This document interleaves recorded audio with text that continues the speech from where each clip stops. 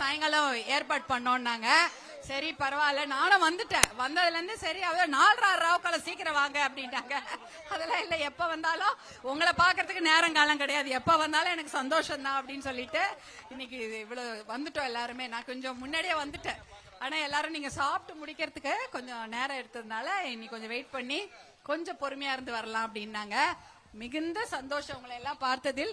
ஒரே ஒரு மாலை போட்டுடலாமா? முடிச்சோடனே ஆரம்பிச்சிடலாமா?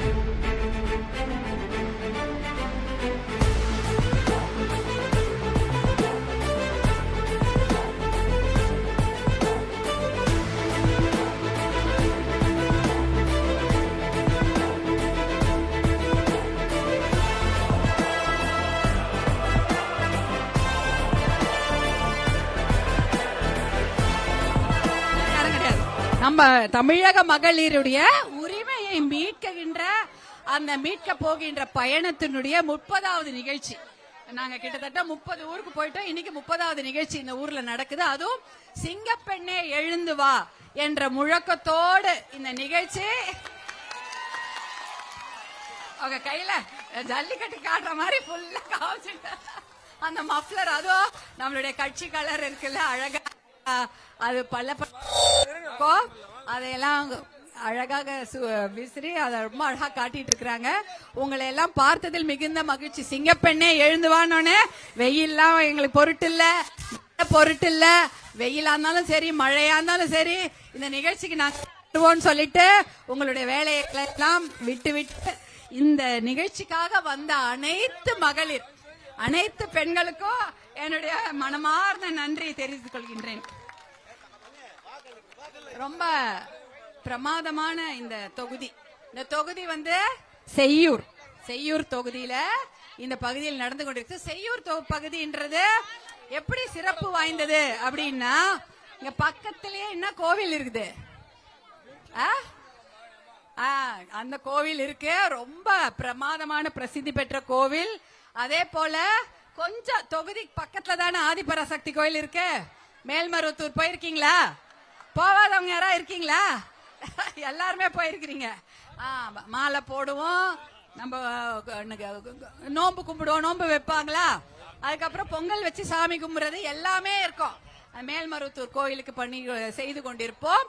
கருவறையில் பெண்கள் போய் பூஜை செய்யலாம் என்ற அந்த ஒரு புது தத்துவத்தை கொண்டு வந்து பெண்களுக்கு முக்கியத்துவம் கொடுத்த கோவில் மேல்மருவத்தூர் ஆதிபராசக்தி கோவில். பங்காரு அம்மாவை நினைத்து கொண்டு இந்த நிகழ்ச்சியை நம்ம தொடங்கலாம். சரியா? தொடங்கலாமா? அந்த ஒரு சிறப்பு இருக்கு. செய்யூருக்கு இன்னும் ஒரு மிகப்பெரிய சிறப்பு இருக்கு. என்னன்னா 3 விதமான பகுதிகள் இங்க இருக்குது. நம்ம தமிழ்ல சொல்லுவாங்க, தமிழ் புக்ல குறிஞ்சி, முல்லை, நெய்தல், பாலை, மருதம்னு. இந்த பக்கத்துல எல்லாமே இருக்கு. மருதம் இருக்கா? நிலமும் சார்ந்த பகுதி இருக்குதா? நெய்தல் இருக்கிறதா? கடல் சார்ந்த பகுதி இருக்குதா? அதுவும் இருக்கிறது. அப்புறம் வந்து வனமும் சார்ந்த பகுதி, அதுவும் எல்லாமே. குறிஞ்சினா மலை, நெய்தல், பாலை, மருதம் எல்லாமே இங்க இருக்கிறது.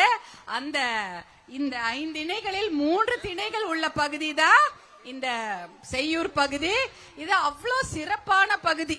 அது எப்படி சொல்றதுன்னா, விவசாயமும் இருக்கிறது, மீன்பிடி தொழிலும் இருக்கிறது இல்லையா? விவசாயமும் இருக்கு, மீன்பிடி தொழிலும் இருக்குதா? நம்ம இப்ப கடல்ல நல்லா போய் மீன் பிடிச்சுக்கிட்டு எத்தனையோ குடும்பங்கள் இங்க வாழ்ந்துட்டு இருக்கிறாங்க. ஆனா அந்த தொழில் எந்த அளவுக்கு வளமா இருக்கு. வந்திருக்கீங்களாமா? மீன்பிடி தொழில் இருக்க செய்யக்கூடிய மகளிர்லாம் இருக்கிறீங்க. எல்லாரும் நிறைய பேர் கை காமிக்கிறீங்க, எல்லாம் வந்திருக்காங்க. ஏன்னா அதற்கு ஒரு முக்கியமான பங்கு தமிழ்நாட்டுல பாத்தீங்கன்னா முதன்மையானது விவசாயம், ரெண்டாவது நெய்தல், அதாவது துணிலாம் நெய்றோம்ல, பட்டு நெசவு. அதே போல மீன்பிடி தொழிலும் மிக மிக முக்கியம். ஏன்னா நம்மளது கடற்கரை ஒட்டிய பகுதி. கடற்கரைனா பக்கத்துல பீச்சு மணல் எல்லாம் இருக்குது. அந்த கடற்கரை ஒட்டிய பகுதி தான் நம்ம விவசாயம், இங்க மீன்பிடி தொழில் நடக்குது. இதுல ஆனா அந்த காலத்துல இருந்து இந்த காலத்து வரைக்கும் அதற்கு பெரிய முக்கியத்துவம் கொடுக்கறாங்களாமா? போட்டோ இல்ல அதற்கான மானியங்கள், மானிய டீசல் கிடைக்குதா இல்லையா? மானிய டீசல்னு ஒண்ணு கொடுப்பாங்க. அதாவது மீனவர்களுக்காகவே டீசல் என்பது மற்ற பகுதியில் எவ்வளவு விலை இருக்கோ அதை விட மீன்பிடி படகுகள் அந்த கடலுக்கு போகும்பொழுது அந்த டீசல் விலை கம்மியா கிடைக்கும். அதான் மானிய டீசல்.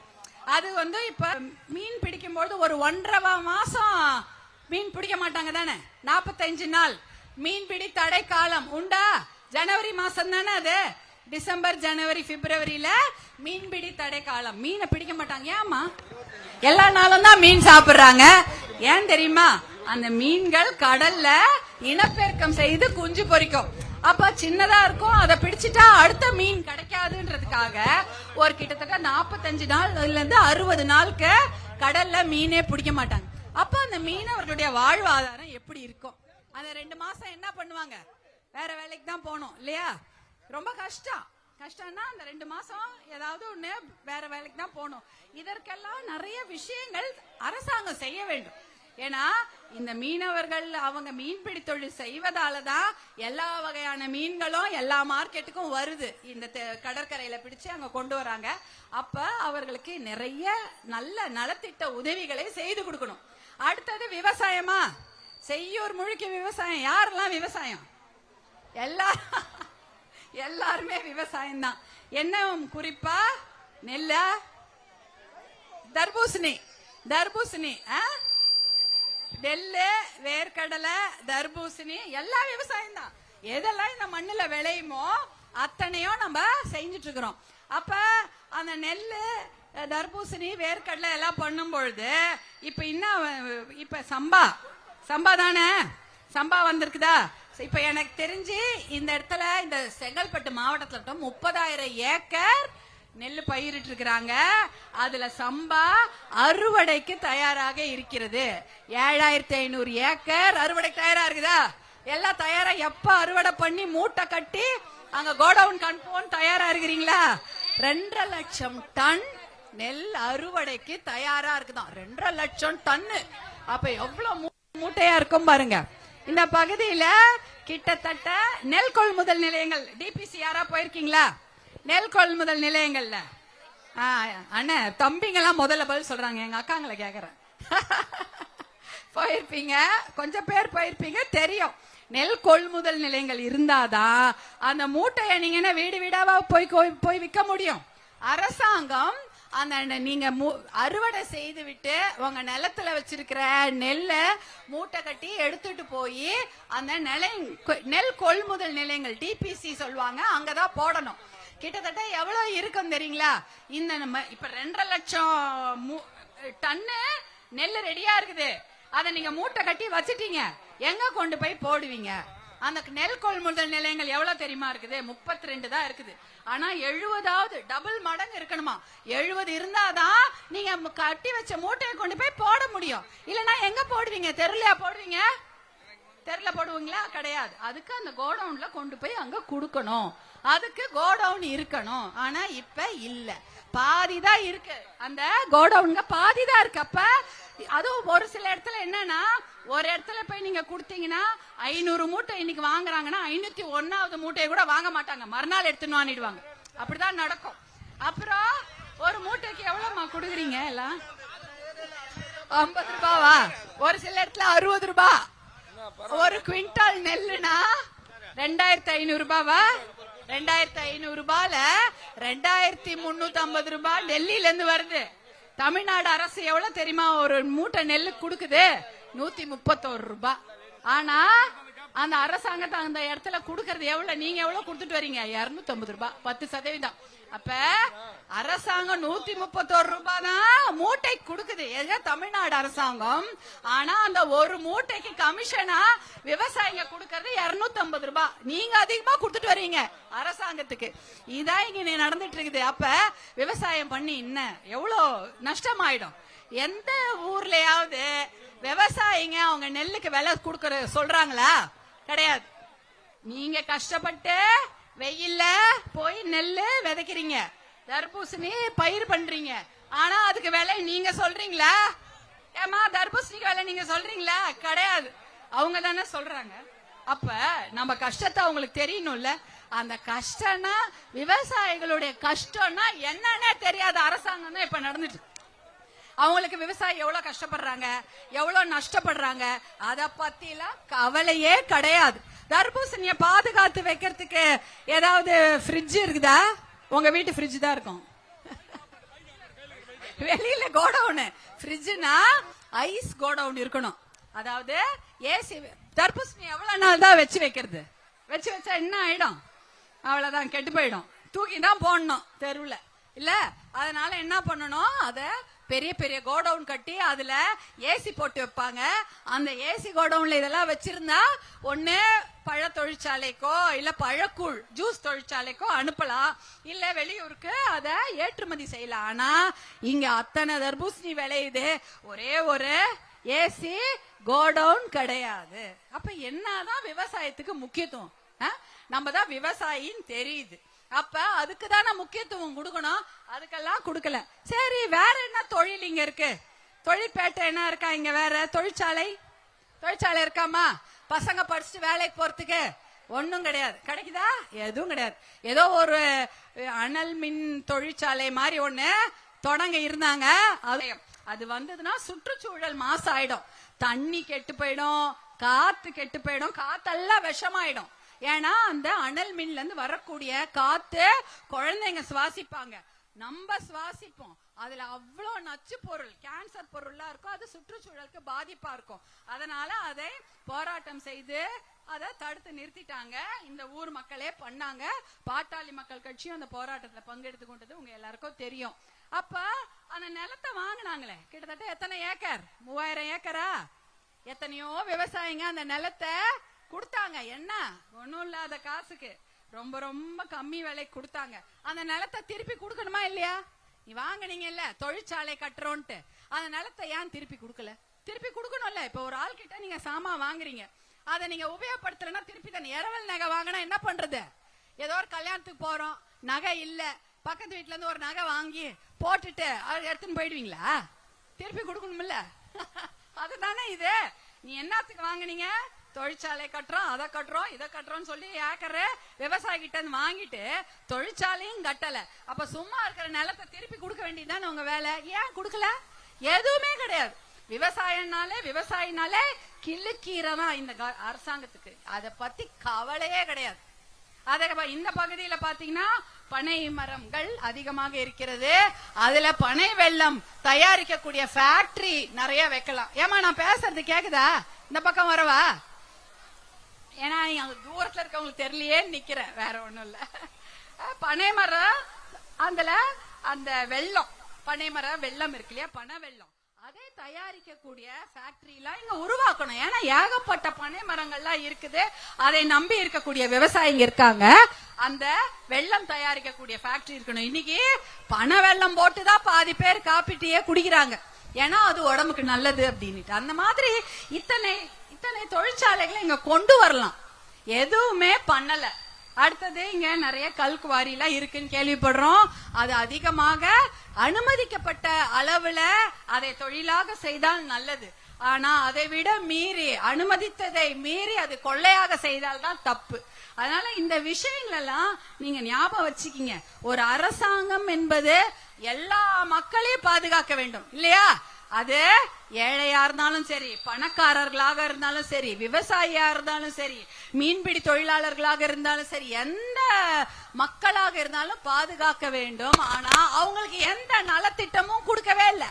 ஏதாவது ஒரு நல்ல திட்டம் கொடுத்திருக்காங்களா? அவங்களுக்கு எது உபயோகப்படுமோ, ஆட்சியாளர்களுக்கு எது நல்லதோ, அரசாங்க அதிகாரிகளுக்கு எது ரொம்ப நல்லதோ அந்த திட்டம் தான் கொண்டு வருவாங்க. ஆனா செய்யூரை பொறுத்த வரைக்கும் ஒரே ஒரு நல்ல திட்டங்களை கூட அவங்க கொடுக்கவே இல்லை. இந்த மாதிரி ஒரு ஊர் இருக்கிறதே மறந்துட்டாங்க.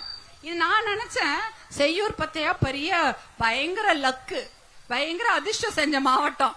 ஏன்னா செங்கல்பட்டுல வருதா, அப்ப செங்கல்பட்டும் இத கவனிச்சுப்பாங்க. ஆனா காஞ்சிபுரம் நிர்வாகத்துல வருது இந்த மாவட்டம், காஞ்சிபுரமும் இந்த மாவட்டத்தை கவனிச்சுக்குவாங்க. அப்புறம் பார்த்தா சென்னைக்கு பக்கத்துல இருக்குது, சென்னை புறநகர், அப்ப சென்னையும் இத கவனிச்சுப்பாங்க. செம்மையா இருக்கும்னு நினைச்சா ஒண்ணுமே கிடையாது. 3 மாவட்டமும் இத கண்டுக்காம விட்டாங்க, யாருமே இத பாக்கல. இதுல எப்ப தெரியுமா இதுல கவனம் செலுத்துவாங்க? இந்த வழியா இந்த ரோட எடுத்து ஈசிஆர் ரோடு எடுத்து பாஞ்சேரி போகும்போதுதான் கவனம் ஞாபகம் வருமா வராதா? செய்யூரை பத்தி எப்ப ஞாபகம் வரும் உங்களுக்கு? ஈசிஆர் ரோட்ல நீங்க வண்டி எடுத்துக்கிட்டு பாண்டிச்சேரி போகும்போதுதான் உங்களுக்கு இந்த செய்யூர் ஞாபகம் வரும். அது வரைக்கும் இந்த செய்யூரை பத்தி யாருமே கண்டுக்க போறது இல்ல. சரி, அதான் பாண்டிச்சேரிக்கு போறீங்க, அப்ப அந்த ரோடு முழுக்க நிறைய பிரச்சனைகள் நடக்குது. போக்குவரத்து நெரிசல் மட்டும் இல்ல, ஆக்சிடென்ட். இங்க பக்கத்துல மருத்துவமனை இருக்காமா? எங்க எங்க போவீங்க அடிபட்டா? செங்கல்பட்டு போறதுக்கு எவ்வளவு நேரம்? 1.5 மணி நேரம். 1.5 மணி நேரம் ஆகுமா? இல்லனா இந்த பக்கம் பாண்டிச்சேரி. பாண்டிச்சேரி ஜிப்மர் போயிருக்கீங்களா? பெரிய பிரச்சனையா இருந்தா, ஆமா நீங்க போயிருக்க நீங்க செங்கல்பட்டு தான் போயிருப்பீங்க. நிறைய பேரு இன்னும் பெரிய பிரச்சனைகள் வந்தா பாண்டிச்சேரி ஜிப்மருக்கு போவாங்க. சரி, வீட்டுல யாரும் இல்ல, வண்டி இல்ல, ஒண்ணு இல்ல, என்ன பண்ணுவீங்க? யாருக்கு போன் போடுவீங்க? 108 108க்கு போன் போடுவீங்களா இல்லையா? பக்கத்துல மருத்துவமனை கிடையாது, ஆரம்ப சுகாதார நிலையமே எதுவுமே பெருசா கிடையாது. நீங்க எதுக்கு போன் போடுவீங்க? 108 ஆம்புலன்ஸ். அந்த 108 ஆம்புலன்ஸ் யார் உங்க ஊருக்கு கொண்டு வந்தது? அதேதான் உங்க அண்ணன் அன்புமணி தான் 108 ஆம்புலன்ஸ எல்லா ஊருக்கும், இந்தியா முழுக்க எல்லா கிராமங்களுக்கும் அனுப்பி வச்சது உங்க அண்ணன் அன்புமணி தான். எப்ப அனுப்பிச்சு வச்சாரு? 2005 அவரை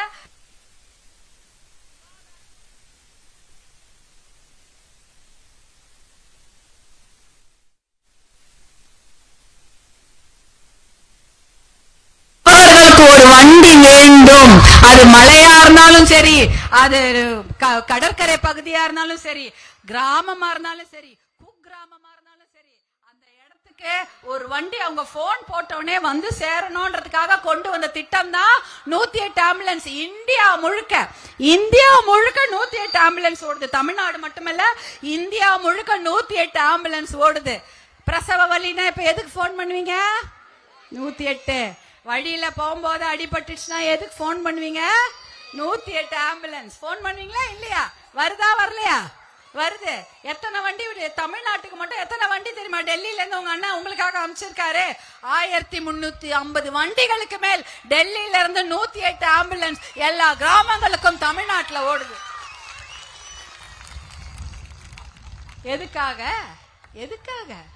நம்ம பெண்கள், அதுவும் ஈஸியா ஞாபகம் வச்சுப்பீங்கல்ல, நம்பர் 108 இல்ல ஞாபகம் வச்சுப்பீங்களா? ஒரு 10 நம்பர் தான் ஞாபகம் இருக்குமா? ஞாபகம் இருக்காது.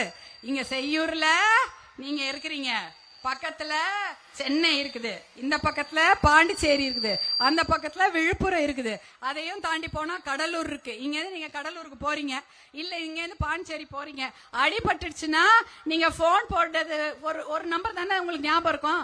10 நம்பர் தெரியுமா உங்களுக்கு?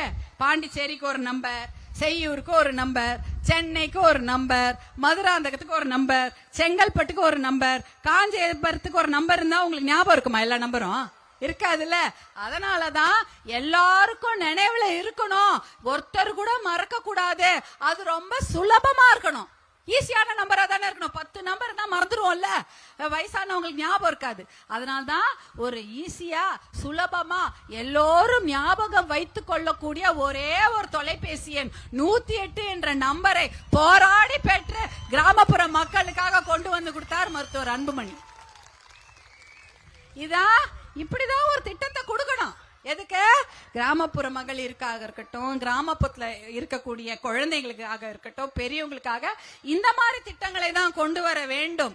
வேற நல்ல திட்டங்களை எல்லாம் இவங்க குடுக்கற மாதிரி விவசாயத்துக்கு ஏதாவது திட்டம் ஏதாவது நல்லது செஞ்சாங்களா? நகை கடன் தள்ளுபடி அப்படின்னு ஒரு வாக்குறுதி.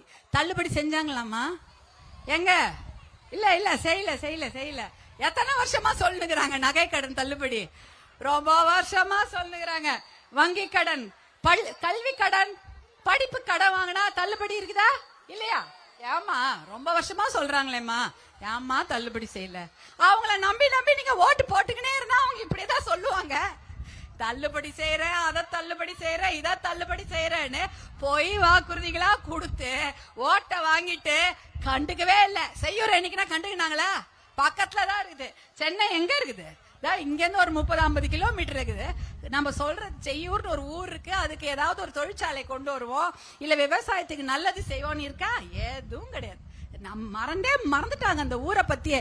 அதனால நீங்களும் இந்த ஆட்சியாளர்களை மறந்து விடுங்கள். அதானே? இந்த ஆட்சியாளர்கள் என்ன பண்றாங்க? உங்களை மறந்துட்டாங்க. அதனால இந்த ஆட்சியாளர்கள் மறந்து விடுங்கள். உங்களுக்காக 108 ஆம்புலன்ஸை கொண்டு வந்த அண்ணன் அன்புமணியை நல்லா ஞாபகம் வச்சுட்டு அவங்களோட நீங்க ஆதரவா இருங்க. நாம இந்த முறை வெற்றி கூட்டணி அமைத்திருக்கிறோம். அனைத்து இந்திய அண்ணா திராவிட முன்னேற்ற கழகத்தின் தலைமையில் ஒரு மிகப்பெரிய வெற்றி கூட்டணி அமைந்திருக்கிறோம். உங்க அண்ணன் அன்புமணி பின்னாலையும் அந்த கூட்டணியில் இருக்கக்கூடிய அத்தனை சகோதரர்கள் பின்னாலையும் நீங்க பெண்கள் ஆதரவாக இருக்க வேண்டும். அப்படி இருந்தீங்கன்னா இன்னும் நல்ல திட்டங்களை கொண்டு வர முடியும். வேற எதுக்கு? ஓட்டு வாங்குறதுக்கு மட்டும் கேட்கல, நல்ல நல்ல திட்டங்களை கொடுக்கணும்ல. இப்ப நீங்க ஆஸ்பத்திரி போறீங்க, ஊசி போட்டுக்கிறீங்க. எத்தனை ஊசி போட்டுக்குவீங்க? ஒரு 2 ஊசி. அந்த ஒரு 2 ஊசியில ஒரு ஊசி போட்டுட்டு அதே ஊசியில இன்னொரு மருந்து போடுவாங்களா? இல்ல, போட மாட்டாங்க. ஒரு ஊசி போட்டா அந்த ஊசியை தூக்கி போட்டுருவாங்க. புது ஊசி தான் போடுவாங்க. உங்களுக்கு போட்ட ஊசிய பக்கத்துல இருக்கவங்களுக்கு போடுவாங்களா? போட மாட்டாங்க. ஆனா அந்த காலத்துல எல்லாம் என்ன நடந்தது? 2004க்கு முன்னாடி, 22 வருஷத்துக்கு முன்னாடி ஒரே ஒரு ஊசிய 15, 20, 30 பேருக்கு போடுவாங்களா இல்லையா?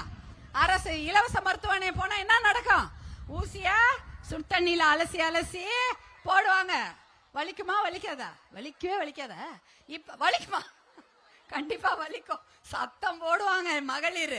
அதுவும் பிரசவ வழியெல்லாம் போனா கேட்கவே வேணாம், அவ்வளோ வலி துடிச்சு போயிடுவாங்க. ஆனா இன்றைக்கு ஒருவருக்கு போடக்கூடிய ஒரு ஊசிய போட்டுட்டு அதை தூக்கி போட்டுறாங்க. அந்த சட்டத்தை ஒரே நாளில் அமல்படுத்துவார் உங்களுடைய அண்ணன் அன்புமணி தான். ஏன்னா ஒரு நோயாளிக்கு போட்ட ஊசி இன்னொரு நாள் வேற யாராவது குழந்தைக்கு போட்டா அந்த குழந்தைக்கும் அந்த தொற்று நோய் வந்து விடும் இல்லையா? இந்த நோய் தொற்று வந்துருச்சுன்னா குழந்தை என்ன கஷ்டப்படும்? வேற ஒருத்தருக்கு மலேரியா, அவருக்கு ஊசி போட்ட ஊசி எடுத்து பக்கத்துல ஒழுங்கா இருக்க சும்மா வயிற்று வலின்னு வந்திருப்பாங்க, அவங்களுக்கு ஊசி போட்டா அவங்களுக்கும் மலேரியா வந்துரும் இல்லையா? அதனாலதான் அது ரொம்ப மிக தவறான விஷயம். அதனால எத்தனையோ பேர் உயிர் பாதிக்கப்படும். நிறைய பேரு அவங்க மேல எந்த தப்புமே இல்லாம வேற ஏதாவது தொற்று நோயால அவங்க ஆஸ்பத்திரியில கடந்து அல்லாடுவாங்க. அதனால அந்த மாதிரி எல்லாம் இருக்கக்கூடாது. அவங்க ஏழையா இருந்தாலும் சரி, பணக்காரர்களாக இருந்தாலும் சரி, படித்தவர்களாக இருந்தாலும் சரி, படிப்பு அறிவில்லாதவர்களாக இருந்தாலும் சரி, மகளிர், ஆண்கள், குழந்தைகள் யாரா இருந்தாலும் முதல் தரமான நல்ல சிகிச்சை மருத்துவம் கிடைக்க வேண்டும் என்பதற்காக தான் ஒரு முறை பயன்படுத்தி தூக்கி எறியக்கூடிய அந்த ஊசி என்ற அந்த திட்டத்தையும் சட்டத்தையும் மருத்துவர் அன்புமணி உங்களுக்காக கொண்டு வந்தாரு. அதை ஞாபகம் வச்சுக்கோங்க. இதெல்லாம் எதுக்காக கொண்டு வராங்க? மக்கள் நல்லா இருக்கணும். இந்த மாதிரி தான் திட்டத்தை கொண்டு வரணும். நான் இப்ப வரும்போது எங்க அண்ணன் கிட்ட பேசிட்டு இருந்தேன். ஏன்னா இந்த இடத்துல ஒயின் ஷாப்லாம் கிடையாதானே அப்படின்னு. கிடையாதாம்மா? ஒயின் ஷாப் இல்லையா? இருக்கா? 6 தான் இருக்கிறதுன்னு எங்க அண்ணன் சொன்னாரு. எத்தனை இருக்குன்னு எனக்கு தெரியல. 10 இருக்குதுன்னு சொன்னாரு. இல்ல 4 தான் இருக்குது. எங்க அண்ணன் இங்கதான் நிக்கிறாங்க எல்லாரும். 6 ஒயின் ஷாப் தான் இருக்குது. இல்லம்மா 10 தாமா இருக்குது, ரொம்பலாம் கிடையாது. அட உங்களுக்கு ஏன் ஒயின் ஷாப்? 10 நிமிஷத்துல போனா பாண்டிச்சேரி இருக்குது. அதனால அங்கேயே போயிடுவாங்க. ஏன் 10 நிமிஷம்? ஆனா ஜிப்மர் போறதுக்கு 3/4 மணி நேரம் ஆகும். மருத்துவமனை போகிறதுக்கு 3/4 மணி நேரம். ஆனா ஒயின் ஷாப் 10 நிமிஷத்துல போயிடலாமா இல்லையா? அப்புறம் செங்கல்பட்டுக்கு 1.25 மணி நேரம் ஆயிடும். அதுக்கெல்லாம் டைம், அதுக்கெல்லாம் பக்கத்துல வைக்கல. வைன் ஷாப் தான் பக்கத்துல இருக்குது. அதுவும் பாத்தீங்கன்னா இந்த மாவட்டத்துல மட்டும் ஒரு நாளைக்கு 5 கோடி 6 கோடி ரூபாய் குடிக்கிறாங்களாம். யார் காசு? 5 கோடி 6 கோடி யாருடைய காசு? உங்க காசு. அது பெண்களுடைய காசு, அது நம் குடும்பத்துக்கு வர வேண்டிய காசு. 5 கோடி 6 கோடி நம் பிள்ளைகளுக்கு வர வேண்டிய காசு. அந்த குழந்தைங்க படிப்புக்கும் அவர்களுடைய திருமணத்திற்கும் அவர்களுடைய நல்ல வாழ்க்கைக்கும் வர வேண்டிய காசு அந்த தினம் கடைக்கு போகுது. எந்த கடைக்கு? வைன் ஷாப்க்கு போகுது. வருஷத்துக்கு 2030 கோடி. எத்தனை கோடி? 2000. அதுக்கு பக்கத்துல எத்தனை ஜீரோ போறதுன்னு தெரியாது. 2030 கோடி ரூபாய் இந்த ஒயின் ஷாப்புக்கு இந்த மாவட்ட மக்கள் கொடுக்கறாங்க. 2030 கோடி. அப்புறம் என்னம்மா ஈஸி, நீங்க தான் 2030 கோடி கொடுக்குறீங்களே, உங்களுக்கு மாசம் 1000 ரூபாய் கொடுக்கறது கஷ்டமா என்ன? கொடுக்கலாமா? மகளிர் உரிமை தொகை யார் காசு? அது உங்களுடைய 2030 கோடி தான்.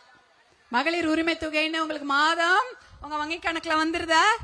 பொங்கலுக்கு 3000 ரூபாய் வந்து விட்டதா? அதுவும் அதுவும் போயிடுச்சு. போய் பாருங்க, 5000 ரூபாய் வந்ததா? கோடை எல்லா நேரமும் நம்ம ஊர்ல கோடை தான். எல்லா நேரமும் வெயில் எப்படி இருந்து பாருங்க, பட்டை உரிக்கிற வெயில். கோடை காலம் என்பது தமிழ்நாட்டில் எல்லா நேரமும் இருக்குது. கோடை காலத்திற்காக கொடுக்கப்பட்ட 5000 ரூபாய் அது எங்க உங்க பர்ஸ்ல திறந்து காட்டுங்க பாப்போம். வச்சுக்கிறீங்களா அந்த 5000 ரூபாய்? எங்க அட்டப்பதானே போட்டாங்க 10 நாளுக்கு முன்னாடி. போய்விட்டது 5000 ரூபாய். போயிடுச்சாமா? ஐயோ, ஒயின் ஷாப் போயிடுச்சு, மறுபடி போய்விட்டது. அட கடவுளே, அப்பயே போயிடுதா? சரிம்மா, என்ன அநியாயம் இது? 1000 ரூபாய் 3000 ரூபாய் 5000 ரூபாய் மறுபடி ஒயின் ஷாப்புக்கே போய்விட்டதுன்னு சொல்லிட்டாங்களே, என்னம்மா அநியாயம்? நான் என்ன நினைக்கிறேன், இப்ப எதுக்காக இந்த 1000 ரூபாய் 3000 ரூபாய் 5000 ரூபாய் கொடுக்கப்பட்டது? ஏன் இந்த வருஷம் மட்டும் ஏன் கொடுத்தாங்க? அவங்க ஜெயிக்க முடியாதுன்னு சொல்றீங்க, அது கரெக்ட் தான். அதாவது தேர்தல் என்னது, இன்னும் 2 மாசத்துல தேர்தல் வருது. உங்களை என்ன கொடுத்து உங்களை சமாதானப்படுத்த? நீங்களா கோபத்துல இருக்கிறீங்க. விவசாயத்துக்கு ஒண்ணும் பண்ணல, மீன்பிடி தொழிலுக்கு ஒண்ணும் பண்ணல, குழந்தைங்க படிப்புக்கு ஒண்ணும் பண்ணல, நகை கடன் தள்ளுபடி செய்யல, கல்வி கடன் தள்ளுபடி செய்யல, தொழிற்சாலை உருவாக்கவில்லை, கோடவுன் கொடுக்கல, நெல் கோடவுன் கொடுக்கல, தர்பூசணி அடிக்க வைக்கிறதுக்கு ஐஸ் கோடவுன் கொடுக்கல, எதுவுமே கொடுக்கல. செம்ம கோபத்துல இருக்கிறீங்க. ஒயின் ஷாப்பை மட்டும் திறந்து விட்டு பசங்களை குடிகாரன் ஆக்கிட்டாங்க, கஞ்சா பழக்கத்துக்கு அடிமையாக்கிட்டாங்க. அப்ப என்ன கோபமா இருப்பீங்க? உங்களை எப்படி சமாதானப்படுத்துறதுன்னு யோசிச்சாங்க. சரி போட்டுரும், அதேதான் அத போட்டா எல்லாத்தையும் மறந்து என்னுடைய தாய்மார்கள் மன்னித்து, ஐயோ இந்த தப்பெல்லாம், அதேதான். ஆமா, அதனால அந்த காசெல்லாம் கொடுத்து உங்களை எல்லாம் உங்ககிட்ட உங்க கோபத்தெல்லாம் தண்ணிச்சு ஓட்டு வாங்கலாம்னு நினைச்சிட்டு இருக்கிறாங்க. ஆனா அது இந்த எலெக்ஷன்ல நடக்குமா? சட்டமன்ற தேர்தல்ல அதேதான் இந்த கோபம் அப்ப கடைசி வரைக்கும் இருக்கணும் உங்களுக்கு. ஏன்னா குழந்தைங்க வாழ்க்கை, குழந்தைங்களுக்கு நல்ல படிப்பு, நல்ல வேலை, ஒழுக்கமான குழந்தைங்க வேணுமா இல்லையா? ஒழுக்கமா இருக்கணும்ல நம்ம பசங்க.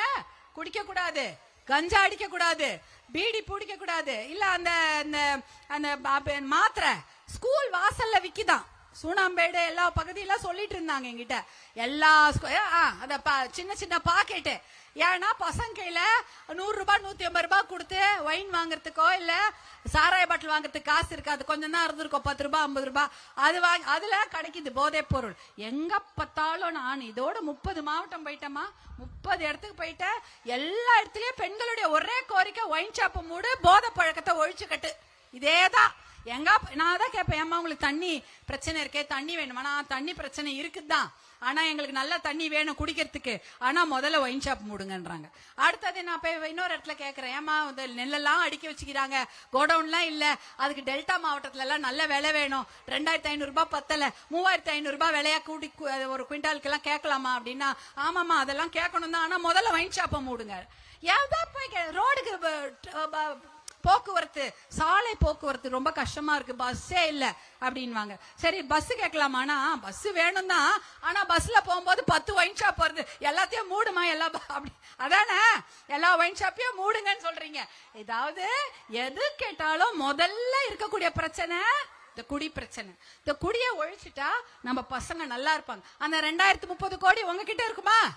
நான் சொன்னேனே, இந்த மாவட்டத்துல ஒரு நாளைக்கு 6 கோடி ரூபாய் குடிக்கிறாங்க. பொங்கல் போது கிட்டத்தட்ட 30 கோடிக்கு குடிச்சிட்டாங்க.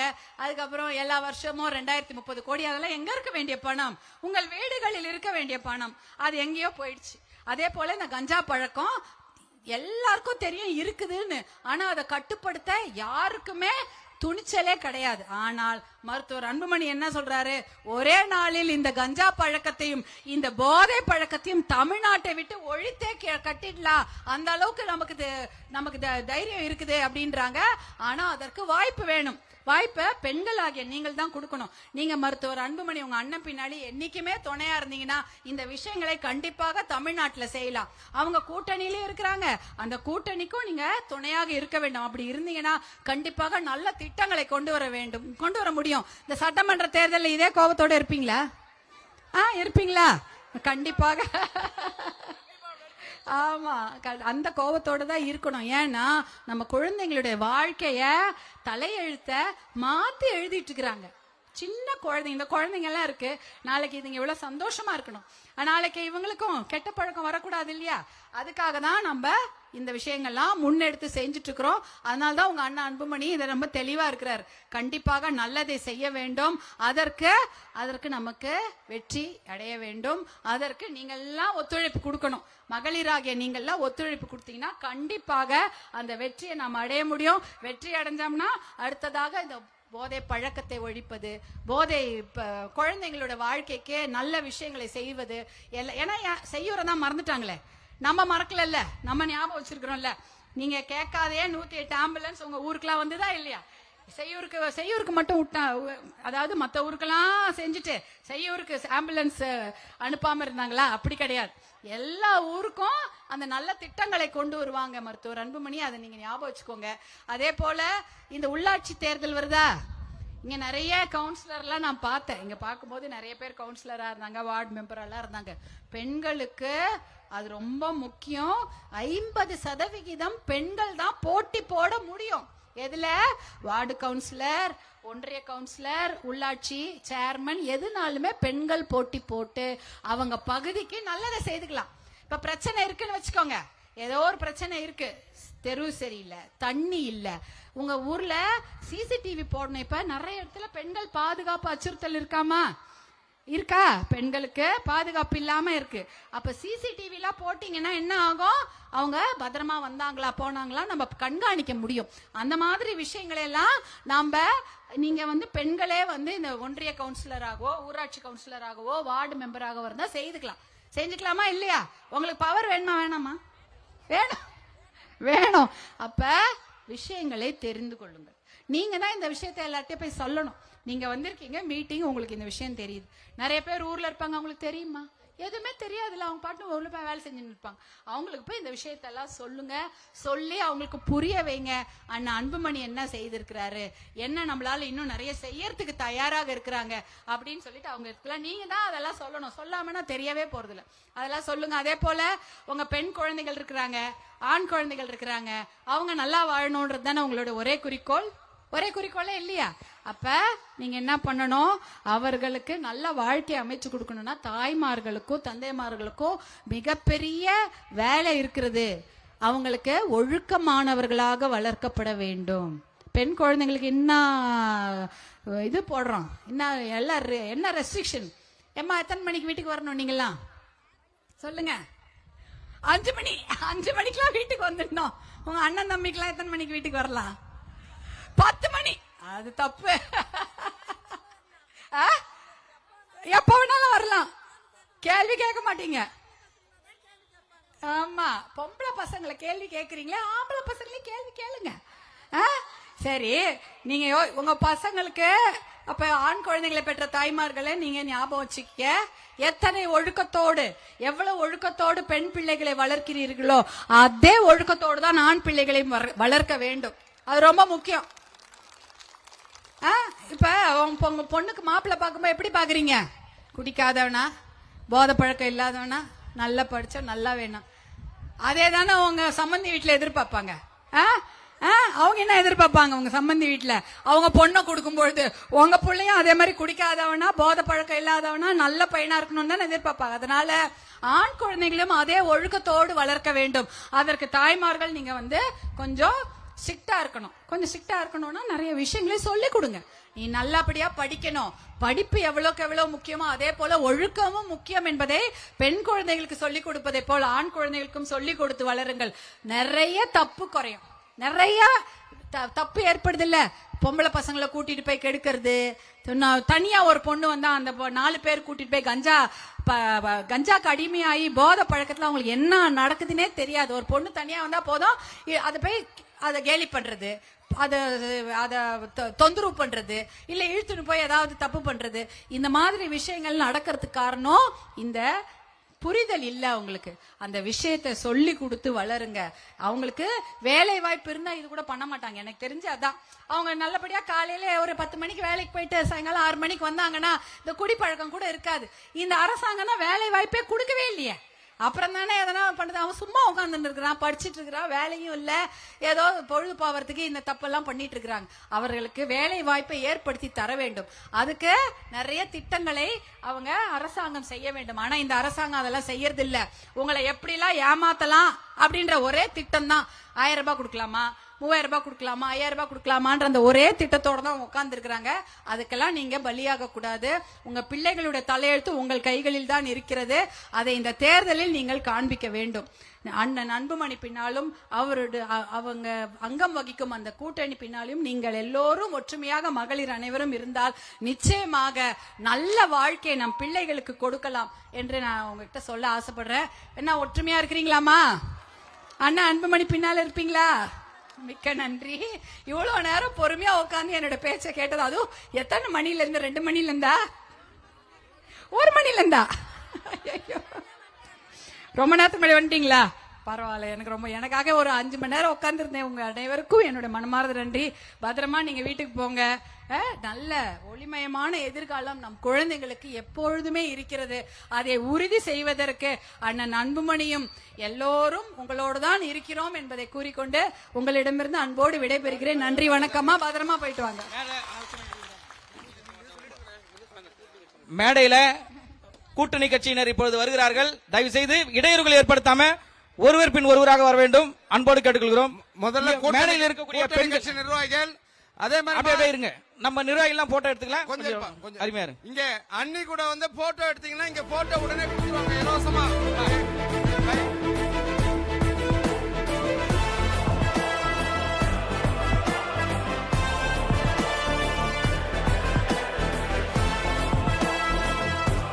சௌமியா அண்ணி அவர்களுக்கு இதோ பொன்னாடை போர்த்தி அன்பாக வரவேற்கிறார், வாழ்த்துக்கள் கூறுகிறார்.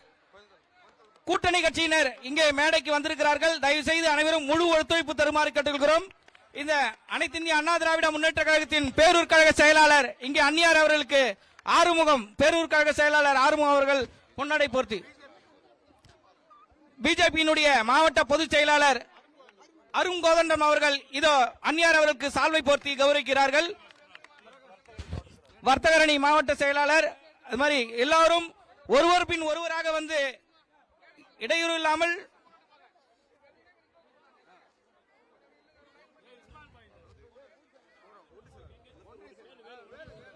அனைத்து இந்திய அண்ணா திராவிட முன்னேற்ற கழகத்தின் லத்தூர் ஒன்றிய செயலாளர்